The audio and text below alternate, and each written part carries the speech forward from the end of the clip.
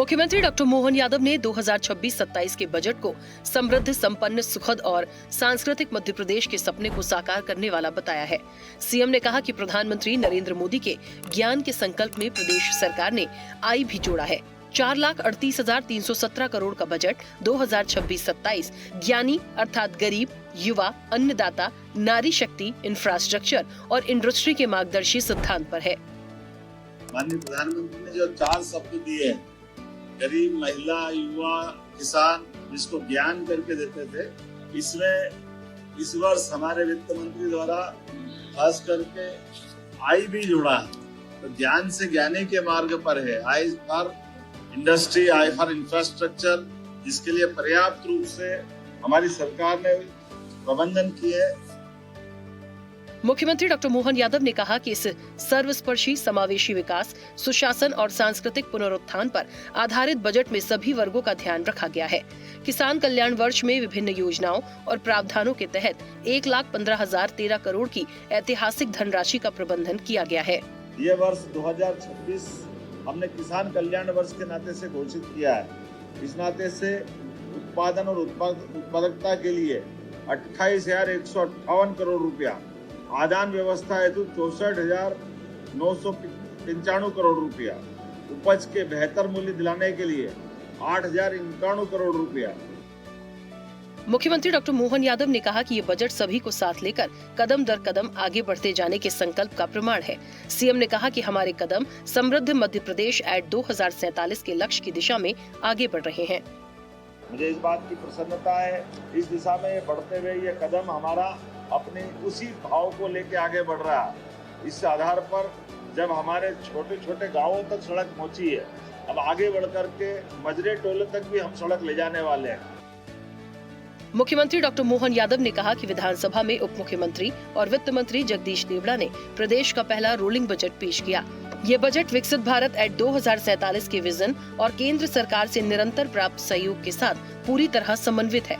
लगातार तीसरी बार हमने कोई भी टैक्स नहीं बढ़ाया है। ये बजट समृद्ध, संपन्न, सुखद और सांस्कृतिक मध्य प्रदेश के सपने को साकार करने वाला है। एक तरफ जब हम बजट में आगे बढ़ रहे हैं, 1 रुपया टैक्स नहीं बढ़ाया गया है। ये हमारे बजट की तीसरे साल की विशेषता भी है। मुख्यमंत्री डॉक्टर मोहन यादव ने कहा कि प्रदेश में पर्यटन को बढ़ावा देने के लिए लगातार काम हो रहा है। 13.5 करोड़ से ज्यादा पर्यटकों के आगमन और रिकॉर्ड तोड़ धार्मिक पर्यटन के साथ मध्य प्रदेश अब देश का नंबर 1 पर्यटन राज्य है। इसके अंदर सबसे ज्यादा पर्यटकों की संख्या लगभग 13.5 करोड़ से ज्यादा अगर आई है तो मध्य प्रदेश में आई है। मुझे इस बात की भी प्रसन्नता है, धार्मिक पर्यटन ने भी हमारे अभी तक के सारे रिकॉर्ड तोड़े हैं। मुख्यमंत्री डॉक्टर मोहन यादव ने कहा कि इस साल के बजट में अधोसंरचना विकास को नई गति देते हुए शहरी विकास की सृष्टि से नगरीय निकायों में विकास कार्यों हेतु नवीन द्वारिका योजना प्रारंभ की जा रही है। अधोसंरचना के लिए एक योजना का नाम दिया है द्वारका योजना। भगवान कृष्ण का वो काल जब द्वारकाधीश होकर उन्होंने दुनिया के अंदर अपनी द्वारका के माध्यम से धर्म की यात्रा दी और विकास का सुमार्ग दिखाया। हमारी स्थानीय निकाय की ये योजना द्वारका, जिसके माध्यम से अलग अलग प्रकार के हेड में लगभग 5,000 करोड़ की धनराशि रखने का हमने इसमें प्रावधान किया है। मुख्यमंत्री डॉक्टर मोहन यादव ने कहा कि नवीन प्रस्तावित यशोदा दुग्ध प्रदाय योजना के तहत कक्षा 8 तक के विद्यार्थियों को अतिरिक्त पोषण उपलब्ध कराने के उद्देश्य से ट्रेटा पैक दुग्ध उपलब्ध कराया जाएगा। यशोदा दुग्ध प्रदाय योजना अर्थात स्कूल के अंदर 5 वर्षों के माध्यम से हमारे बच्चों को आमतौर पर फूड के आधार पर, फूड के साथ साथ टेट्रा पैक में अर्थात पैकेज में दूध भी देंगे। वो दूध से उनकी अपनी पोषकता के साथ साथ ये नवाचार हमने प्रारंभ किया है। मुख्यमंत्री डॉक्टर मोहन यादव ने कहा कि वन संपदा और वन्य जीवों के संरक्षण के लिए प्रदेश सरकार प्रतिबद्ध है। आज ही चीतों के नवजात शावकों का जन्म हुआ है, जिससे राज्य में चीतों की संख्या 35 से बढ़कर 38 हो गई है। वन्य प्राणियों के संरक्षण एवं संवर्धन के लिए बजट 2026-27 में विशेष प्रावधान किए गए हैं। हमारे यहाँ वन्य संपदा पर्याप्त रूप से, हमारा चीता परिवार और बढ़ रहा है। आज नए चीतों के नए शावकों का आपने सबने दर्शन किए होंगे, हम सब महसूस कर रहे हैं। कि हमारे पास 35 से संख्या बढ़कर 38 हो रही है और 8 वयस्क चीते बोत्सवाना से इसी महीने आने वाले हैं। एक एक करके सभी प्रकार के वन्य प्राणी। मुख्यमंत्री डॉक्टर मोहन यादव ने ग्वालियर के कुलैत में कृषक कल्याण वर्ष के तहत हुए किसान सम्मेलन में शिरकत की। मुख्यमंत्री ने 88 करोड़ रुपए के विकास कार्यों का लोकार्पण और भूमि पूजन किया।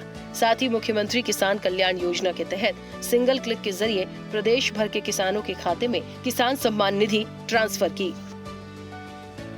मुख्यमंत्री डॉक्टर मोहन यादव ने कुशाभाऊ ठाकरे सभागार भोपाल में सर्वोच्च परामर्शदायी समिति की एक दिन की कार्यशाला कर्म योगी बने का शुभारंभ किया। मुख्यमंत्री ने कहा कि शिक्षा को जीवन के अनुभवों से जोड़ते हुए समयानुकूल बनाना आवश्यक है। ऐसी शिक्षा व्यवस्था जो व्यक्ति को आत्मनिर्भर और स्वावलंबी बनाए, वही देश को समृद्ध और सशक्त बनाने का आधार बनती है।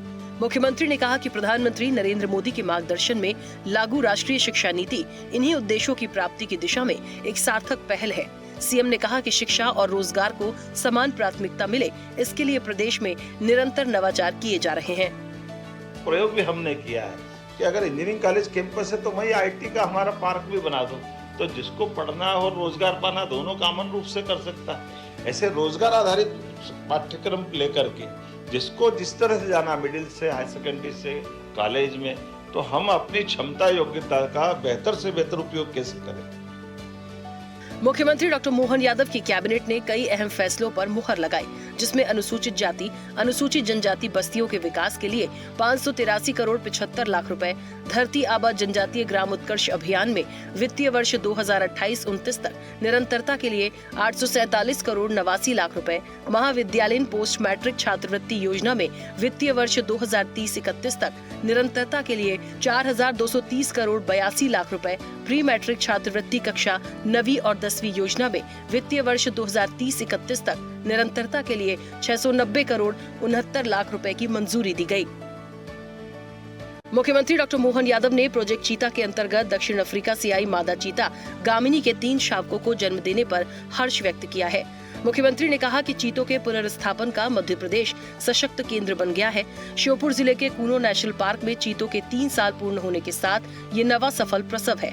मुख्यमंत्री ने कहा कि भारत में चीतों की कुल संख्या बढ़कर अब 38 हो गई है। ये पूरे देश के लिए वन्यजीव संरक्षण, जैव विविधता और पर्यावरण संतुलन की दिशा में ऐतिहासिक उपलब्धि है। मुख्यमंत्री डॉक्टर मोहन यादव ने आध्यात्मिक गुरु स्वामी रामकृष्ण परमहंस की जयंती पर उन्हें नमन किया। मुख्यमंत्री ने कहा कि स्वामी रामकृष्ण परमहंस ने श्रद्धा भक्ति के साथ मानवता की सेवा को सर्वश्रेष्ठ माध्यम बताया। मुख्यमंत्री डॉक्टर मोहन यादव ने कहा कि तप, योग और ध्यान से चमत्कृत उनकी आध्यात्मिक यात्रा सदैव प्रेरणा का स्रोत रहेगी। मुख्यमंत्री डॉक्टर मोहन यादव के नेतृत्व में 17 से 19 फरवरी 2026 तक मुंबई क्लाइमेट वीक 2026 में राज्य की सतत, स्केलेबल, निवेश अनुकूल नवकरणीय ऊर्जा और ऊर्जा भंडारण संबंधी नवाचारों का प्रेजेंटेशन किया जाएगा। मुख्यमंत्री प्रदेश की नवकरणीय ऊर्जा और ऊर्जा भंडारण रोड मैप पर केंद्रित प्रेजेंटेशन का नेतृत्व करेंगे।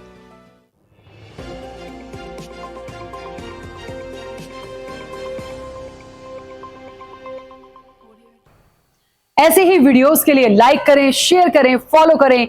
YouTube पर जाकर सब्सक्राइब कर बेल आइकन दबाना ना भूलें और ताजा अपडेट्स के लिए SwadeshLive.com पर जरूर जाएं।